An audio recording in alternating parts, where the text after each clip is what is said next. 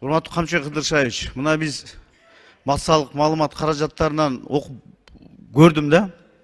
Бир Ташев деген биздин бир жараныбыз сизди 100 миллион сомду ушундай бир сурадыбы, талап кылдыбы дегендей айтты. Ушуга бир коомчулук көрсүн, бир ачыгын айтып коюңузчу, кандай ушул маселе?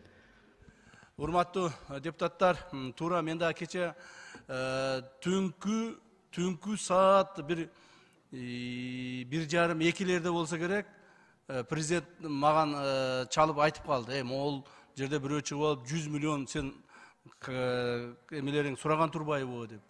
Мен эмне болуп кетти экен деп издеп тапсам, анан кийин ошол ал Ташев, Имамидин Ташев деген Кейж Групп компаниясынын генеральный директору, хозяинову ошентип жазып чыгыптыр, айтып чыгыптыр интернеттен. Мына 52 миллион кассага төлөтүштү, анан 100 миллион сом карманга төлөйсүңөр деп бизди мени ушундай кылды деп айтыптыр да. Эми бул боюнча айтып коеюн, урматтуу угандар. Соттун чечими менен, уруксаты менен биз Имамидин Ташевдин отурган жеринде башкалар менен сүйлөшкөнүн сөздөрүн бүт жаздырып алганбыз. Ачык видео сүйлөшкөнүн жаздырып алганбыз. Ал жерде эмне деп сүйлөшүп атат? Имамидин Ташевди эмне үчүн камаганбыз, ушуну айтып коеюн. Бишкек шаарында, азыр мен эсимде жок кайсыл үй экен, бир үйдүн жашоочулары мага кайрылышкан. Мына ушул жерден биз канча жылдан бери жашап атабыз, кызыл китеп ала албай атабыз, биз кыйналып атабыз, светке как өндүрүшчү катары төлөп атабыз, газ сууга ушундай өндүрүшчү катары төлөп атабыз, Ташевка чара көрүп бериңиз деп. Ташевди чакырып сүйлөшкөнүбүздө действительно ошол жашоочулардын айткандай болуп чыкты. Ташевди биз камаганбыз. Камагандан кийин Ташев бизге эмес 52 миллионду, ошол Бишкек шаарына келтирилген зыянды 52 миллионду төгүп берди. Эми мунун айтып аткан 100 миллиону боюнча. Бул 100 миллионду ошол Улуттук коопсуздук мамлекеттик комитетинин сотрудниктери, кызматкерлери сурады деп атат.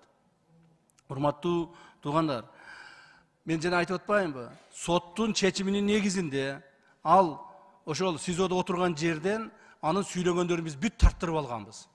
Ал жерде бул Кудайбергенов, баягы Тилекмат Кудайбергенов беле, ким эле адам? Күрөнов, Тилекмат Күрөнов деген менен сүйлөшүп атат. Экөө сүйлөшүп, пландарды түзүп, Кыргызстанда кайсыл күнү переворот кылышынан бери сүйлөшүп атышат. Ушул күнү Кыргызстанда переворот кылабыз, ушундай кылып чыгабыз, сен ушинтип айтып койсоң эл ишене берет. Мына желек чыкты, башка чыкты, давай ушуну жасайбыз деп туруп экөө сүйлөшүп атат. Бир нече күн сүйлөшүштү. Андан кийин ошого карабастан биз 52 миллион сомду төлөп бергенден кийин Ташевди биз чыгардык СИЗОдон. СИЗОдон чыгарып дагы байкадык. Дагы эмне деп сүйлөшөр экен булар? Качан переворот кылар экен, көрөйлүчү депчи. Тим койдук. Мен муну ачыгын айтып берип атам. Себеби дегенде муну жашыра турган эч нерсеси жок. Муну саясат кылып атпайбы? Анан кийин бул жүрүп мына кече күнү ушундай бир видеону алып чыкты. Ал видеосуна каршы Телекматтын сүйлөгөн сөзүн дагы биз жаздырып алдык. Ал жерде ал айтып атат, 100 миллион деп айтып кое бер, эл ишене берет депчи.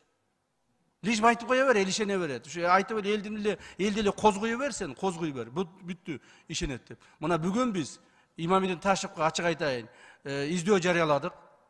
Ал азыр бекинип башка мамлекеттердеби, же биздин мамлекетте биз билбейбиз. Качып жүрөт. Биз аны баары бир кармайбыз. Бүгүнбү, эртеңби, бүрсүгүнбү баары бир кармайбыз, жоопко тартабыз.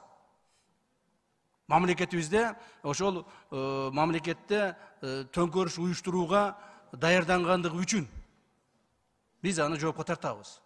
Мына ушул 100 миллионду айтып атасыңар. Биздин кызматкерлерди биз, мына биздин УКМКнын кызматкерлерин былтыр эле жылы 5ке жакын адамды биз 5 кызматкерге тегерегинде жоопко тарттык. Кылмыш жообуна тарттык. 10га жакын кызматкерлерди жанагы жумуштан алдык. Так. Дагы бир 10 жакты кызматкерлерди жумуштан өздөрүнүн каалоосу менен кетирдик. То есть биз дагы өзүбүздүн ичибизди тазалап атабыз, ар дайым карап атабыз. бирөөдөн бир тыйын алып койбосо экен, мыйзамды бузуп койбосо экен деген мааниде. Ал эми бизге төгүп аткан же ККМБга төгүп аткан акчалардын бардыгы счет аркылуу өтөт, мамлекеттин бюджетине кетет. Аны бир да кызматкер же мен же башкабыз көрбөйбүз дагы ал акчаны. Биз цифраны гана мына кагаздан көрөбүз. Мына ушул. Ошондуктан Имамидин Ташев деген бул мен бир жаман сөз айтып койбойюн, бир сөз айткым келип атат бул баланын адресине, бирок бул жерде болбойт эми. Бирок ошол гражданинибиз Имамидин Ташев гражданин калп сүйлөп, жөндөн жөн ушундай баягы видео обращение көтүп алды да, бул дагы Куреновке окшочу видео обращение көтүп алды. Ушу видео обращение менен ушу ойноп атат да. Ойноп жүрүп бир күн белисин атанын дагычы. Мен айтам го, тилиңди тыйбасаң, тилиңдин азабын тартасың деп. Ошонсо да бир күнү Имамидин Ташевтин дагы ошол азабын тартып ыйлап келет. Ошол маалымат. Рахмат. Рахмат.